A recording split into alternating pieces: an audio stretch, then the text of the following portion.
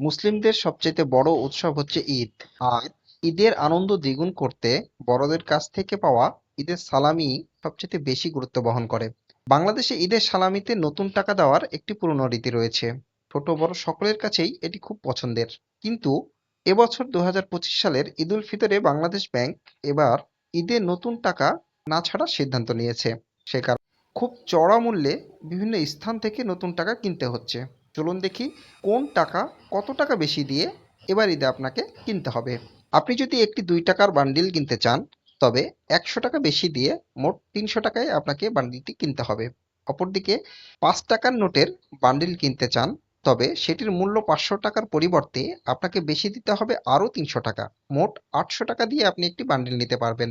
একইভাবে 10 টাকার নোটের বান্ডিলের দাম 10 টাকার বদলে বাড়তি আরও 400 টাকা বেশি দিয়ে 1400 টাকাতে আপনাকে কিনতে হবে। সেটির পূর্ব মূল্য ছিল 1000 টাকা। 20 টাকার একটি বান্ডিল 40 টাকা।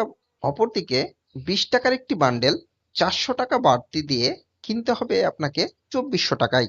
50 টাকার একটি বান্ডিল 500 টাকা বাড়তি দিয়ে কিনতে হবে 5500 টাকায়, অর্থাৎ 5500 টাকায়।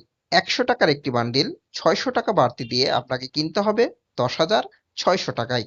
এই নোটগুলো আপনি যদি কিনতে চান তাহলে যে কোনো জায়গায় আপনি এটি পাবেন যেখানে টাকার মার্কেট আছে। বাংলাদেশের এবং ঢাকার সবচাইতে উল্লেখযোগ্য মার্কেট হচ্ছে গুলিস্তান এবং ঢাকা ব্যাংকের অফিসের সামনে যে টাকার মার্কেট রয়েছে সেখানে।